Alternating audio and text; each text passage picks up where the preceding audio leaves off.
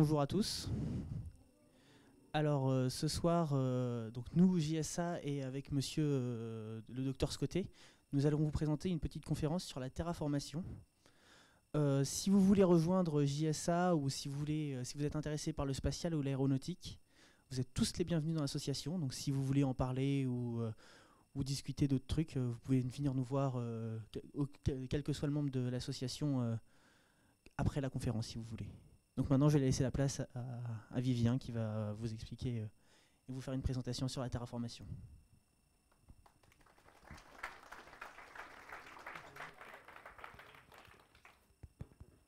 Est-ce que vous m'entendez? Est-ce que ça marche? Ça ne marche pas?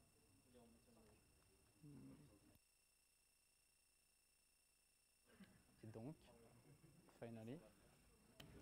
Et là? Et là? C'est bon. Ok, good. Très bien, bonsoir. Bonsoir tout le monde. Et bienvenue pour cette petite présentation, ce petit instant espace, où ce soir, on va prendre un petit peu de temps pour discuter de terraformation. Alors, qu'est-ce que c'est que ce truc-là? La terraformation, c'est un processus ou un ensemble de processus qui consiste à transformer, modifier l'environnement d'un corps céleste pour le rendre capable d'abriter la vie telle qu'on la connaît sur Terre. Dit autrement, ça consiste concrètement à prendre une planète ou une lune et à modifier quelques petits paramètres, la pression, la température, de manière artificielle. Et l'idée, c'est de faire en sorte que, si on se débrouille bien, on puisse aller habiter, se balader comme ça sur cette planète ou sur cette lune. De manière très très simplifiée, le concept, c'est de prendre une planète tout pourrie et d'en faire une planète grave stylée, ok? Et comme ça, on peut faire, je sais pas moi, du golf, du jet ski, tous les trucs qui sont la raison pour laquelle on fait de la science, évidemment. Alors plus sérieusement, quelles sont les motivations qu'on pourrait avoir derrière cette idée qui semble un petit peu folle? Il faut savoir que parmi toutes les planètes qu'on connaît aujourd'hui, donc planètes, exoplanètes, donc il y en a à peu près 5000, un petit peu plus aujourd'hui, parmi toutes ces planètes, il n'y en a qu'une seule qui est capable d'héberger la vie, c'est la Terre. Si on veut pouvoir explorer l'espace ou simplement essayer d'avoir des plans B, par exemple, pour faire face à certains problèmes, comme le réchauffement climatique, par exemple. Ça peut être aussi faire face à de la surpopulation, à des guerres nucléaires, des problèmes de ressources, que ce soit alimentaires ou énergétiques. On peut imaginer que, se dire, tiens, si j'avais une deuxième planète, finalement, je serais un petit peu plus à l'abri. Donc ça, c'est ce qui passe parfois dans la tête des gens qui envisagent de faire de la terraformation. Donc ok, pourquoi pas, on ne doit pas s'interdire en tout cas d'y réfléchir, donc voyons ce que ça donne. Alors le concept de terraformation, si aujourd'hui il revient un petit peu à la mode, il n'est pas du tout récent, il a été formulé la première fois par ce monsieur là-haut, Octave Béliard, qui est un auteur de science-fiction. Donc il a écrit en 1910 un roman qui s'appelle La journée d'un Parisien du XXIe siècle, dans lequel il présente cette idée de transformer, bidouiller une planète pour la rendre habitable. Quelques années plus tard, c'est Olaf Stapledon, qui lui est un philosophe et auteur de science-fiction, encore une fois. Donc en 1930, lui, il va écrire un roman qui s'appelle The Last and First Man, First and Last Man, pardon, qui donc reprend cette idée, la développe un petit peu, et surtout avec l'adaptation cinématographique, cette idée va pouvoir comme ça être diffusée auprès du grand public. Plus récemment, évidemment, on a le milliardaire Elon Musk qui a repris cette idée et a émis, a fait une proposition. Il a dit voilà, si on balance plein de tech nucléaires sur Mars, on pourrait peut-être la terraformer. Ok, alors je vous rassure tout de suite, nous ce soir on va balancer des têtes nucléaires sur personne parce qu'on est gentil. Mais on va envisager un certain nombre de scénarios et puis on va essayer de voir si ça semble crédible ou pas. Donc l'idée pour nous ce soir, c'est voilà, de se demander est-ce qu'aujourd'hui, avec nos connaissances scientifiques et techniques, une terraformation, c'est envisageable? Est-ce qu'on peut envisager de créer des océans sur Vénus, respirer à l'air libre sur Mars, sur la Lune? Est-ce que le métier d'ingénieur planétaire, c'est un métier d'avenir? Pour un certain nombre d'entre vous, ça peut être un choix de carrière, par exemple. Alors, l'idée, c'est de rassembler tout ça sous une seule problématique. Et donc, la problématique qu'on va se poser ce soir, c'est comment terraformer Mars. On va s'intéresser à ça. Je me doute que vous n'avez pas beaucoup révisé, donc je vais me permettre de vous proposer, de vous suggérer un petit plan pour cette dissertation. Le plan en question, c'est le suivant. Donc, on va commencer par un petit peu d'histoire. L'idée, ça va être de voir ensemble comment était Mars par le passé, quelles étaient ses caractéristiques. On fera un petit point sur la situation actuelle de la planète rouge pour voir comment elle est aujourd'hui et puis surtout, qu'est-ce qui a fait qu'elle a pu évoluer depuis sa situation initiale jusqu'à aujourd'hui. On fera une petite liste, alors non exhaustive évidemment et assez rapide, mais d'un certain nombre de problèmes que possède Mars aujourd'hui et qui font qu'elle n'est pas habitable. Et ce sont d'ailleurs ces problèmes-là qu'on rediscutera ensuite en proposant, quand c'est possible, des solutions pour résoudre tout ça. Ok, donc un petit peu d'histoire. Il faut savoir que d'un point de vue géologique, à la surface de Mars, on trouve des immenses chenaux. Donc des chenaux, c'est comme des canaux, hein, c'est des grands sillons dans la roche qui ont été vraisemblablement creusés par de l'eau. Ces chenaux, ils sont vraiment énormes sur Mars et en plus, ils sont datés d'environ 3 milliards d'années. Donc ça, c'est une première indication pour nous dire que sur Mars, dans un passé assez lointain, il y a eu beaucoup d'eau liquide à la surface. Il y a un certain nombre de sondes qui ont été envoyées et de robots explorateurs qui ont été envoyés par l'Agence spatiale américaine et l'ESA. Ces robots et ces sondes nous ont confirmé que oui, effectivement, dans le passé, Mars a eu pas mal d'eau liquide à sa surface. En fait, aujourd'hui, on parle régulièrement d'un océan plus grand que l'océan Arctique qui aurait recouvert pratiquement tout l'hémisphère nord de la planète rouge. Pour pouvoir avoir de l'eau liquide à la surface, il faut que la température le permette. On pense que Mars avait à l'époque une atmosphère beaucoup plus dense et beaucoup plus épaisse qu'aujourd'hui. Cette atmosphère, Mars l'a aujourd'hui perdue, mais si cet océan est resté pendant 1 milliard d'années, c'est-à-dire qu'il doit y avoir un mécanisme, il devait y avoir un mécanisme qui lui a permis de conserver cette atmosphère. Cette atmosphère, Mars l'a perdue pour une raison assez simple. En fait, Mars est une toute petite planète. Elle a une masse qui est 10 fois plus petite que la masse de la Terre. Et du coup, sa gravité ne lui permet pas de garder son atmosphère. Si on se fie à ce genre de petits calculs, en fait, qu'on peut faire assez simplement, qui sont d'un niveau de mécanique de première année, c'est pas possible, juste comme ça, que l'atmosphère est tenue pendant 1 milliard d'années, et pourtant 1 milliard d'années, c'est la durée durant laquelle les océans sont restés à l'état liquide sur Mars. Donc là, on a un problème que pour l'instant, on ne comprend pas. Donc c'est quelque chose qu'il faut creuser. Mais en apprendre plus sur ce phénomène, ça pourrait nous aider à peut-être terraformer Mars. Alors la situation actuelle. Aujourd'hui, Mars, ça ressemble à ça. C'est une planète rouge avec des gros cratères, des gros sillons, un look plutôt désertique, en mode Mad Max. C'est essentiellement de la caillasse. Bon, il n'y a pas d'eau liquide, évidemment. Il y a de l'eau solide au niveau des pôles et dans le sol. Et il y a un petit peu de vapeur d'eau également dans l'atmosphère. De temps à autre, elle condense, elle forme des petits nuages, mais c'est vraiment des choses très superficielles. Alors, quels sont les problèmes de Mars?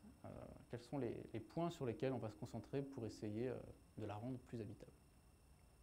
Le premier point, c'est la pression atmosphérique. La pression atmosphérique sur Mars, c'est 6 millibars. Donc si on veut vraiment la terraformer, au sens premier du terme, c'est-à-dire qu'on veut y mettre 1 bar de pression, donc 1000 millibars. Il y a de la place pour de la progression. Le deuxième point, c'est la température. La température moyenne sur Mars, c'est environ moins 60 degrés Celsius. Là, encore une fois, il va falloir se creuser un petit peu les méninges pour essayer d'apporter des solutions. Le point suivant, on l'a mentionné, c'est la gravité. Mars, c'est une toute petite planète, sa masse, donc c'est 1/10 de celle de la Terre. La gravité à sa surface est 3 fois plus faible. D'un côté, ça fait que la planète a plus de mal à conserver son atmosphère, mais ça peut entraîner d'autres problèmes. Vous savez peut-être que les astronautes qui passent longtemps dans l'espace, ils ont des problèmes de santé qui commencent à arriver, notamment une perte en masse osseuse. Et donc quand on reste très longtemps dans un environnement à faible gravité, ce genre de choses, c'est inévitable. Donc avec sa gravité actuelle, sur Mars, on aurait ce genre de symptômes. Mars n'a pas de champ magnétique. Ça, c'est un truc dont on ne parle pas forcément souvent. C'est assez problématique en fait.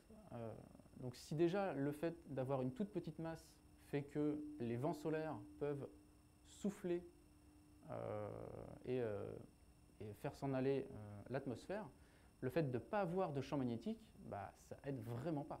Le champ magnétique sur Terre, il permet de protéger la planète, sa surface, ses habitants, mais aussi son atmosphère de ces vents solaires. Donc l'absence de vent solaire, c'est quelque chose qui va favoriser la perte de l'atmosphère au cours du temps. Cette atmosphère, du coup, est complètement soufflée et se disperse dans l'espace. La perte de champ magnétique, ça a une autre conséquence. Ça fait que, du coup, les rayons solaires, ils viennent directement frapper la surface, et donc il y a une partie de la surface de Mars, pas forcément très épaisse, mais sur toute la planète, qui est radioactive. Et donc ça, c'est un autre problème qu'il faudra gérer si jamais on veut aller là-bas. La radioactivité, comment ça marche? Sur Terre, la radioactivité moyenne, c'est 3,5 millisieverts par an. C'est rien du tout. Alors, millisieverts, c'est l'unité, on ne va pas forcément rentrer dans les détails de ce que ça veut dire, mais c'est 3,5 millisieverts par an. OK. Sur Mars, c'est 200 millisieverts par an. Bon, c'est beaucoup plus, mais est-ce que c'est dangereux? C'est ça la question. Pour se rendre compte à quel point ça peut être problématique, il faut comparer ça aux doses qui sont autorisées chez les professionnels qui manipulent ce genre de choses. Parmi les professionnels les plus exposés, on trouve, entre autres, les astronautes.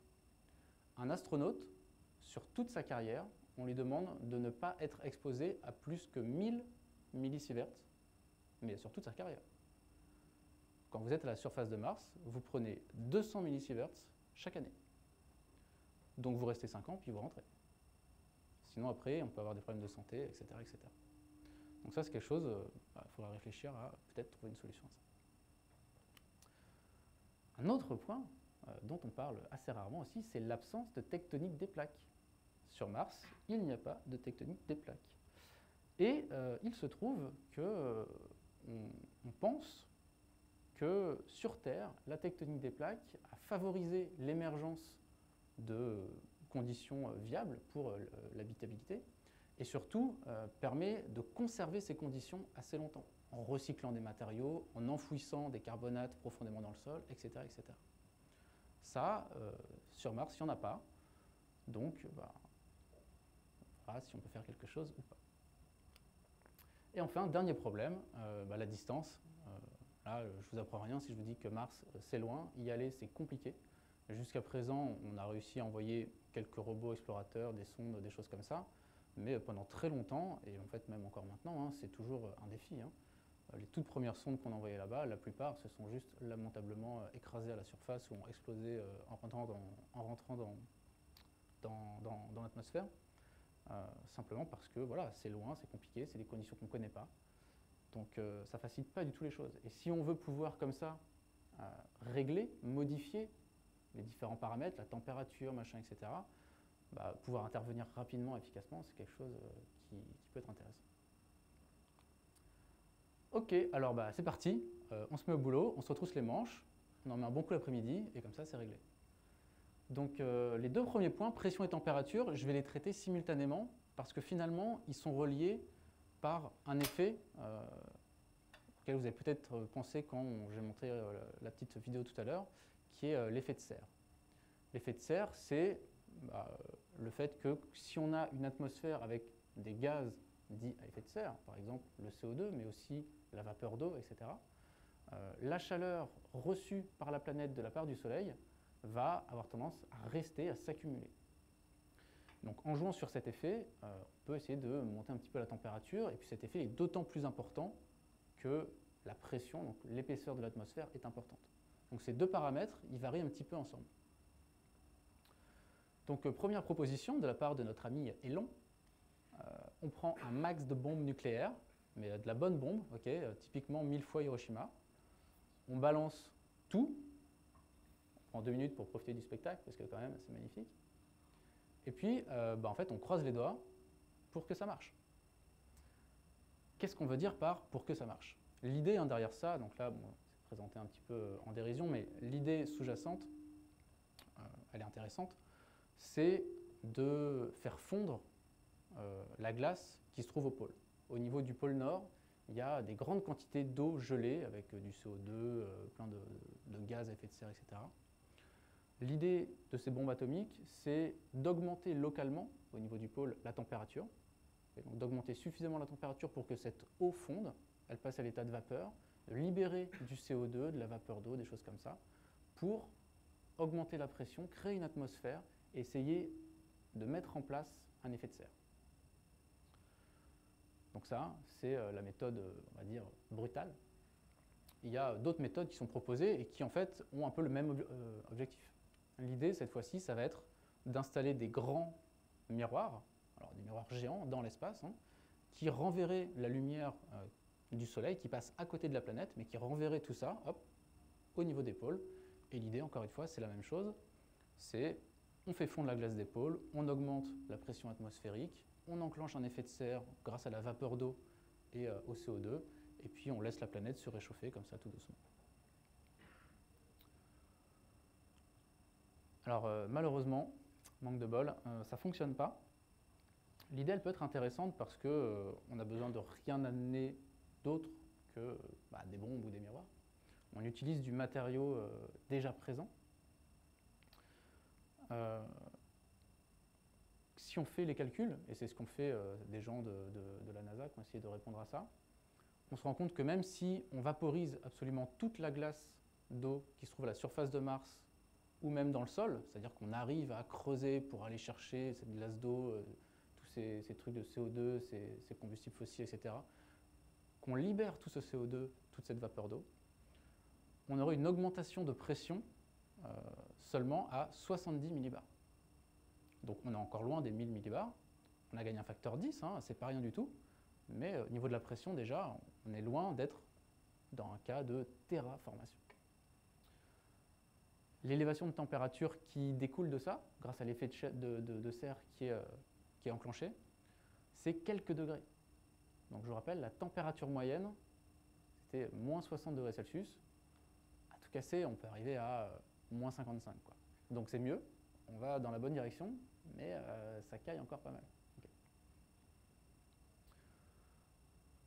Sans compter que si on fait ça, ok, on crée une atmosphère, elle est un peu dense, etc., il y a de l'effet de serre, mais Mars, dans le passé, souvenez-vous, elle avait déjà une atmosphère, et elle l'a perdue. Et si on ne fait rien pour résoudre, pour régler, pour arranger ce qui a fait qu'elle a perdu son atmosphère, en fait, ça va se reproduire. Donc, en plus de mettre une atmosphère, il faut compenser ou augmenter la gravité. Donc Mars, c'est une toute petite planète. On a dit 1/10 de la masse de la Terre. Si je veux qu'elle ait une gravité suffisante pour garder cette atmosphère, qu'elle ne soit pas complètement soufflée, on peut viser, encore une fois, hein, terraformation, on va viser la masse de la Terre. Ça veut dire qu'il faut multiplier sa masse par 10. Comment on fait un truc pareil? C'est-à-dire qu'il faut que j'aille chercher l'équivalent de 9 fois la planète Mars en astéroïdes et en comètes. Donc il y a du boulot pour les remorqueurs de l'espace. Il faut imaginer des espèces de satellites, dispositifs extrêmement compliqués qu'on ne sait évidemment pas faire aujourd'hui, en tout cas qu'on n'a jamais testé. Aller chercher ces objets, les ramener, les faire s'écraser, etc. Ok, bon, pourquoi pas. Un problème qui se pose, et auquel on ne pense pas forcément, c'est que, ok, admettons, on augmente la masse de Mars, on multiplie sa masse par 10. Ça va modifier son orbite. Donc ça vaudrait peut-être le coup de faire 2-3 simulations avant pour voir dans quel sens ça va évoluer. Parce que, bon, alors tout ça, toutes les planètes ensemble, ça, hein, c'est des systèmes un petit peu compliqués. Si les satellites s'écrasent devant, la planète va être ralentie. Si s'écrase derrière, elle va être accélérée. Donc voilà. Mais si l'orbite augmente, on s'éloigne du Soleil, donc il fait plus froid. Donc c'est contre-productif. Si elle se rapproche, ok, on se rapproche du Soleil, il fera plus chaud, pourquoi pas. Mais le risque, qui n'est pas des moindres, c'est de perturber l'orbite de la Terre, voire une collision. Mais rien que perturber l'orbite de la Terre, ça pourrait avoir des conséquences extrêmement néfastes pour nous. Donc il faut bien réfléchir avant de se lancer dans un truc pareil. Ok, la faible gravité, c'était qu'une des raisons qui ont fait que Mars a perdu son atmosphère. L'autre raison, c'est l'absence de champ magnétique. Alors là, si on veut résoudre ça, on peut imaginer prendre une espèce de giga énorme gros aimant de fou, qu'on ne sait pas faire, évidemment, et qu'on viendrait placer comme ça entre Mars et le Soleil. Il y a un endroit qu'on appelle un point de Lagrange à cet endroit-là, où si en gros on pose un objet là, il reste, il est stable, il ne bouge pas trop. Donc si on vient poser à cet endroit-là un aimant suffisamment puissant pour faire bénéficier Mars de sa protection, de son champ magnétique, de son bouclier magnétique, alors ok, on aurait résolu le problème des vents solaires qui viennent souffler l'atmosphère. Bon, ça c'est compliqué. Une autre façon de résoudre ça, c'est de générer un champ magnétique. Les champs magnétiques, ça peut être généré donc, soit par des aimants, soit par des courants. Et donc l'idée, c'est je vais prendre un grand câble, je vais faire tout le tour de la planète avec, et puis je vais passer du courant dedans en continu. Donc il va me falloir énormément de ressources énergétiques, des centrales à foison. Mais voilà, de cette façon, je peux envisager de faire un grand champ magnétique autour de la planète. Encore une fois, ça, en termes d'infrastructure, c'est vraiment colossal. Hein. C'est des chantiers qu'on n'a en fait jamais réalisés, même sur Terre. Ok, là on s'est occupé du champ magnétique. L'atmosphère n'est plus soufflée par les vents solaires. Très bien. Mais il y a encore le problème suivant. Pendant très longtemps, Mars n'a pas eu de champ magnétique. Et donc sa surface est irradiée. Alors la surface irradiée, c'est pas très profond. C'est vraiment assez léger. C'est une couche de poussière, en fait, si vous voulez. Donc c'est de la matière assez fine, assez volatile. Ce qui veut dire que, oui, si vous allez là-bas et que vous respirez à l'air libre, s'il y a un petit coup de vent, en fait, vous allez respirer de la poussière radioactive.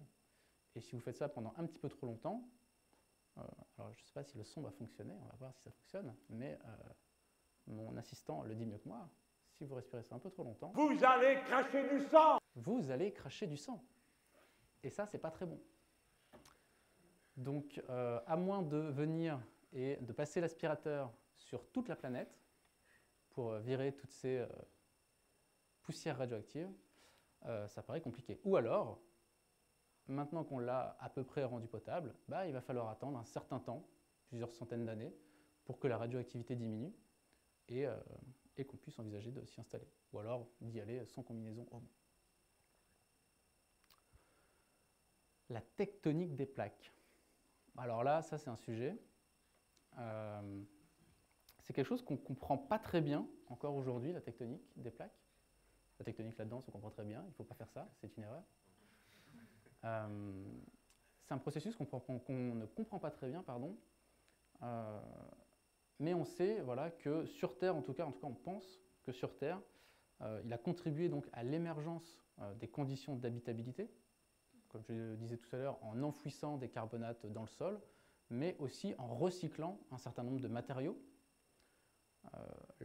Mettre en place ce genre de mécanisme, aujourd'hui, on n'a juste aucune idée de comment il faudrait faire. Alors, ce n'est pas indispensable à une terraformation, mais c'est vraiment un atout important si on veut, si une fois qu'on a réalisé la terraformation, on veut garder cet état. Parce que sinon, tout ce qu'on a fait, en fait, peut-être qu'assez rapidement, ça va disparaître. On quitterait cet état d'équilibre. La distance, comment dire, je ne peux pas changer la distance des planètes, d'accord, vous non plus, c'est très compliqué, enfin voilà. Donc là-dessus, il n'y a pas grand-chose à faire. Et encore une fois, c'est même pas forcément quelque chose qu'on a envie de faire. Il faut bien réfléchir, il faut faire des simulations pour essayer de voir comment les orbites des différents astres seraient modifiées si jamais on retirait ou si on rapprochait, éloignait la planète Mars. Petit bilan. Alors petit bilan, comme dirait ma prof de philo de terminale, c'est super, monsieur Scottet, vous avez fait thèse, antithèse, foutaise, il n'y a rien qui fonctionne, quoi. Donc oui, effectivement, c'est un petit peu la conclusion. Disons que c'est un sujet intéressant, c'est un sujet sur lequel il faut réfléchir, mais en tout cas aujourd'hui, dans l'état actuel à la fois de nos connaissances, mais aussi de nos moyens techniques, c'est largement hors de portée. Il y a donc un article sur le site de la NASA qui rentre un peu plus en détail sur tout ça avec des arguments plus chiffrés, des études vraiment plus poussées que ce qu'on a discuté ici. Leur conclusion, c'est juste que pour l'instant, c'est vraiment pas possible. Pour Mars, en tout cas, parce que oui, il y a toujours des gens qui se disent « Ok, Mars, on lâche, mais on peut faire d'autres choses. » Et c'est vrai que, en fait, pour chaque corps céleste, la problématique va être différente, parce que la situation est unique à chaque fois. Si on envisage, par exemple, de terraformer la Lune, un avantage, entre guillemets, déjà, c'est celui de la distance. Elle est beaucoup plus proche que Mars. Elle est beaucoup moins massive, par contre. Donc tout ce qui est gravité, etc., champ magnétique, c'est également plus compliqué. Pour Vénus, ici, les avantages, oui, il y en a quand même quelques-uns. Elle est plus proche du Soleil, donc elle est un peu plus chauffée. Alors pour le coup, il fait très chaud sur Vénus à cause de son atmosphère qui est très très dense. Mais en termes d'énergie, par exemple, des panneaux solaires sont beaucoup plus rentables sur Vénus que sur Terre, parce qu'on reçoit une quantité de rayons lumineux qui est plus importante. Vénus possède déjà une atmosphère, il n'y a pas besoin de s'embêter à en créer une. Ok, bon. Il y a tout un tas de points comme ça qu'on peut passer en revue, que je ne vais pas faire là maintenant, mais si ça vous intéresse, à l'occasion, on peut en discuter. Pour terminer, je dirais simplement que, ok, avoir 2 planètes, ou 3 ou 4, évidemment, ça a l'air vachement mieux que d'en avoir une, pour tout un tas de raisons, notamment, par exemple, le réchauffement climatique. Souvent, c'est la première raison que les gens qui veulent faire de la terraformation invoquent. Je dirais simplement que, avant de, entre guillemets, perdre nos ressources en temps, en argent, en énergie, en matériaux, à essayer de faire des choses comme ça bien au-delà de ce qu'on sait faire, il vaudrait peut-être mieux s'appliquer à préserver la planète qu'on a déjà, parce que finalement, une planète, c'est quand même mieux que 0. Sur ce, merci beaucoup. Et si vous avez des questions, je suis là, n'hésitez pas.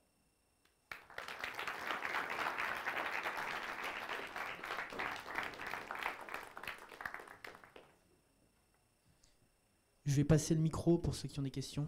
Comme ça, sur le stream et dans la salle, on va mieux entendre les questions.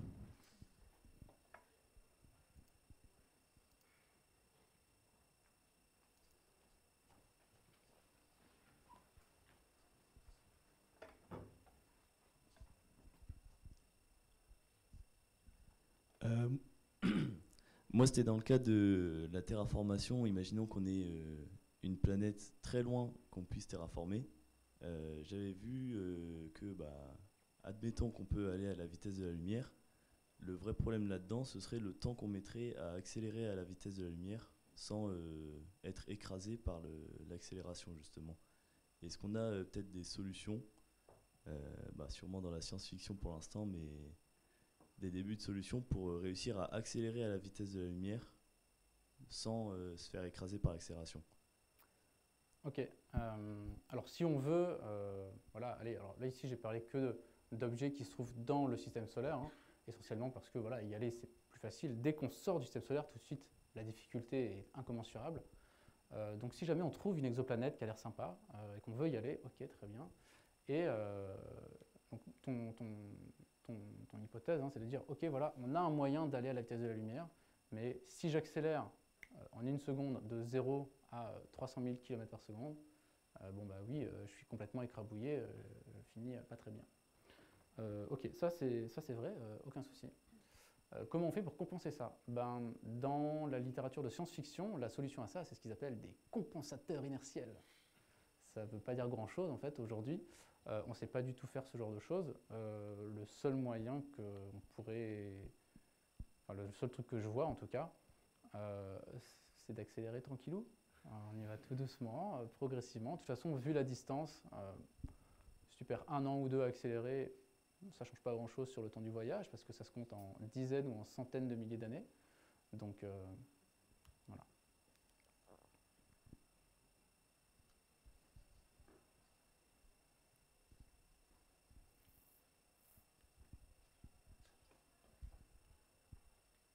Dans le cas du changement de masse de Mars, est-ce que des satellites comme DART pourraient être utilisés, sachant qu'il y a la proximité de la ceinture d'astéroïdes pas très loin de la planète du coup? Est-ce que les expériences comme NASA DART pour dévier des astéroïdes pourraient être utilisées? Ou est-ce qu'il faut vraiment les capturer pour les emmener? Non, on peut faire, enfin, voilà, dévier des astéroïdes, les renvoyer de loin et les faire s'écraser, il n'y a aucun souci. On peut aller les chercher et les déposer, mais on peut aussi les balancer, on peut réutiliser les concepts un peu comme DART, etc. Aller chercher de la masse, des astéroïdes ou des comètes, ça peut aider pour plusieurs choses en fait. Ça peut aider donc déjà pour la masse, comme on l'a dit, la masse de la planète, essayer de l'augmenter. L'avantage aussi, c'est que, surtout si on va chercher des comètes, c'est qu'on va ramener de l'eau. L'eau, c'est un gaz à effet de serre assez important, et les comètes sont très fortement chargées en eau. Donc si on ramène plein de comètes comme ça, on va en plus augmenter la pression et l'effet de serre et la température. Et donc, on peut peut-être espérer monter encore un petit peu, passer de 70 millibars à je ne sais pas combien, ça dépendra des comètes qu'on va ramener. Mais voilà, essayer de se rapprocher des 1 bar, et pareil pour la température, essayer de se rapprocher au moins de 0 degré déjà. Mais effectivement, c'est des techniques qui peuvent être utilisées, on n'a pas forcément besoin d'aller vraiment faire l'espèce de remorque de l'espace et de ramener les astéroïdes un par un. Bon, faut pas se gourer dans les calculs, si jamais on fait des déviations comme ça de loin, parce que si on rate Mars et qu'on touche la Terre, c'est quand même une boulette qui est un peu catastrophique. Cela dit, ce genre de calcul de trajectoire, on sait faire ça extrêmement bien aujourd'hui. Vous vous souvenez peut-être de la comète Chury qui était passée. On a envoyé un satellite des années à l'avance. Enfin, la sonde est partie des années à l'avance. Elle a rencontré la comète pile au bon moment. Elle l'a suivie, elle s'est mise en orbite, elle a laissé tomber un petit drone dessus, etc. Tout ça programmé à l'avance, tout calculé. On a envoyé, on a laissé faire, quoi. Bon, c'est pas exactement vrai, mais en tout cas, c'est des calculs qu'on comprend très bien aujourd'hui. Alors moi j'avais une question concernant Vénus. Ouais. Est-ce que c'est plus simple de terraformer Vénus plutôt que Mars? Il y a vraiment 2 écoles. Il y a vraiment 2 écoles. On entend un petit peu, il y a des arguments des 2 côtés. Les arguments pour terraformer Vénus, c'est que, en fait, on la terraforme pas vraiment, entre guillemets, c'est-à-dire qu'on ne va pas chercher à retirer toute cette atmosphère, etc. C'est trop compliqué. Mais c'est de se dire qu'on peut bénéficier d'un gros avantage, qui est l'efficacité des panneaux solaires. Donc ça fait beaucoup d'énergie à disposition, etc. Il y a plein de gaz qu'on peut piocher dans l'atmosphère pour filtrer et compagnie. Donc on peut peut-être faire de l'oxygène, faire de l'eau, etc. Et donc généralement l'idée qui est avancée, puisqu'on ne peut pas aller sur la surface de Vénus parce que la pression est beaucoup trop forte, c'est de faire ce qu'on appelle des cités, un peu comme dans Star Wars, la ville de Bespin, la cité dans les nuages, où on ferait pas des trucs en lévitation gravitationnelle, je sais pas quoi, comme dans Star Wars, on ferait simplement des espèces de gros ballons qu'on gonfle et qui restent suspendus dans les airs, parce que l'atmosphère étant tellement dense, il y a voilà, la poussée d'Archimède qui vous pousse et vous pouvez rester à une certaine altitude que vous réglez à l'avance. Alors il y a plein de soucis à ça, notamment l'acidité et les plus acides et les différents composés chimiques qui se trouvent dans l'atmosphère de Vénus qui vont venir attaquer, corroder les différents matériaux, etc. Mais voilà, ça c'est les arguments généralement avancés pour essayer de, en tout cas peut-être pas terraformer, mais au moins coloniser Vénus avant de coloniser Mars.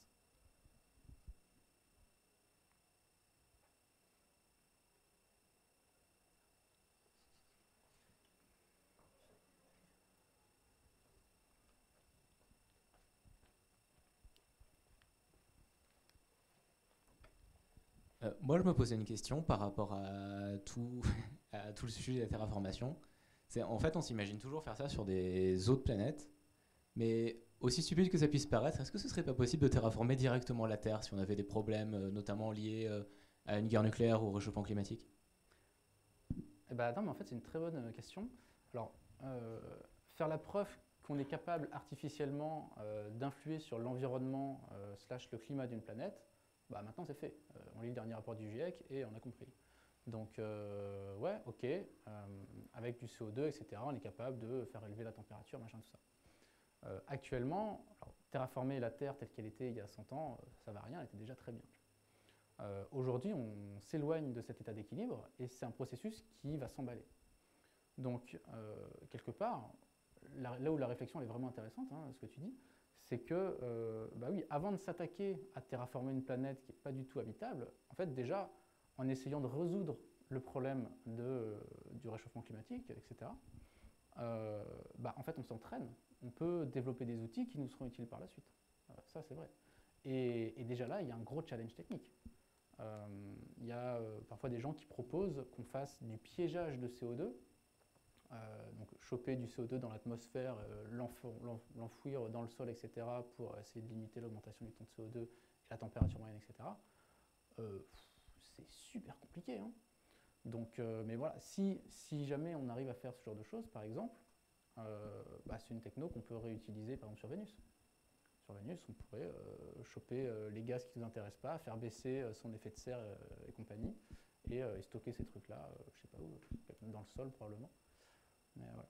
Donc terraformer la Terre, ou en tout cas modifier son environnement artificiellement pour faire en sorte qu'elle reste habitable, pas pour qu'elle le devienne, mais pour qu'elle le reste, ça me semble plus urgent. Et en tout cas, ça me semble être une bonne idée, un bon premier pas. Si jamais un jour on veut avoir l'opportunité et des moyens techniques plus solides pour faire de la terraformation ailleurs que sur Terre.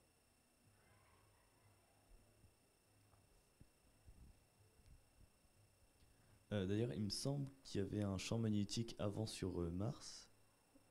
Et du coup, pourquoi il aurait disparu? Et est-ce qu'on ne peut pas inverser le schéma pour le récupérer? Alors ça, c'est des choses qu'on ne sait pas vraiment, rien que le champ magnétique terrestre, précisément, on ne sait pas précisément comment il fonctionne. On sait qu'il doit avoir un espèce d'effet dynamo, etc. En fait, quand on regarde dans les détails, c'est des choses qu'on ne comprend pas encore aujourd'hui. Un peu comme la tectonique des plaques. Fondamentalement, on constate que c'est là, mais on ne sait pas trop comment ça marche, qu'est-ce qui favorise, qu'est-ce qui irait à l'encontre, etc. C'est des systèmes qui sont très compliqués.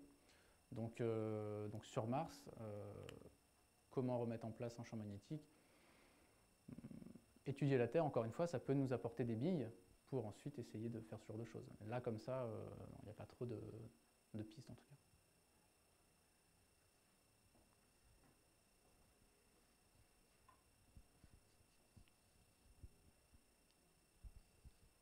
En dehors de la technique, est-ce qu'il y a des difficultés psychologiques pour des potentiels colons qui sont théorisés? Alors, probablement oui. Là, pour le coup, c'est un sujet que je connais beaucoup moins.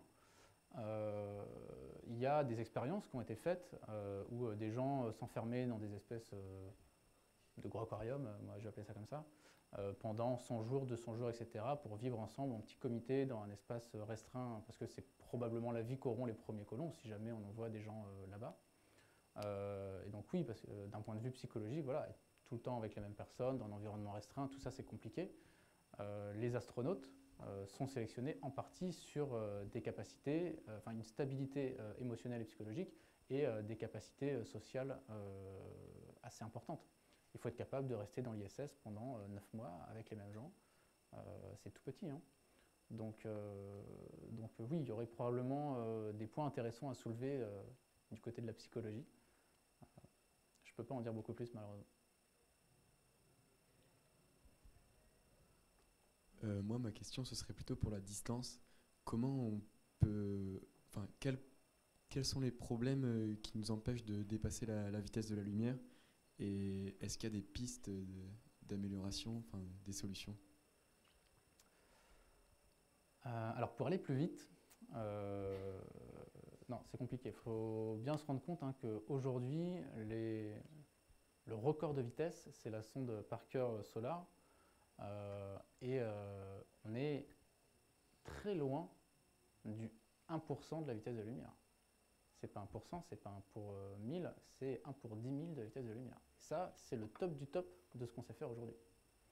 Donc, imaginez que dans quelques dizaines ou centaines d'années, on passe de 1 pour 10 000 à ne serait-ce que 10% de la vitesse de la lumière. C'est un gros gap technologique. Ce n'est pas des choses qui se font comme ça. Il faut vraiment des ruptures au niveau fondamental, de notre compréhension de la physique, etc. Je ne pense pas que ce soit en améliorant les moteurs actuels qu'on arrivera à faire ce genre de choses. Ce n'est pas en améliorant la chandelle, si tu veux, que tu inventes l'ampoule électrique. Donc il y a vraiment des ruptures fondamentales qui ont été faites, des gens qui ont découvert l'électromagnétisme, qui ont compris ce que c'était et qui ensuite ont pu l'utiliser pour développer un nouvel outil. Alors dans les idées issues de la science-fiction, on a les trous de verre par exemple. Donc ça, d'un point de vue mathématique, c'est pas interdit l'existence des trous de verre. On n'en a jamais vu pour autant. Donc ça ne veut pas dire que tant qu'on n'en a pas vu, on dit que ça n'existe pas. Le jour où on en voit, on dit que ça existe, tant qu'on n'en voit pas, on dit que ça n'existe pas. Bon, les solutions mathématiques trous de verre ont été utilisées il n'y a pas très longtemps, peut-être un mois ou deux, en informatique pour envoyer de l'information, des choses comme ça. Donc ça, c'était très intéressant. Mais encore une fois, c'est une application, on va dire, du formalisme mathématique. De là à transposer ça à une application vraiment plus concrète, macroscopique, de voyage spatial, il y a beaucoup de boulot. Mais voilà, c'est peut-être les pistes aujourd'hui les plus intéressantes pour essayer de se rapprocher comme ça, de faire un bond en avant considérable.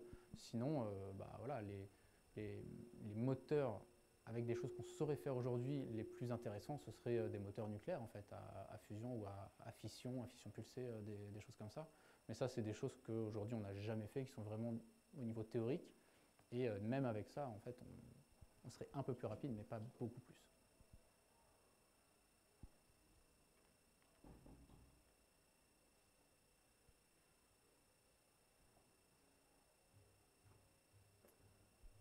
Ok, merci beaucoup. Je vous souhaite une très bonne soirée et à la prochaine.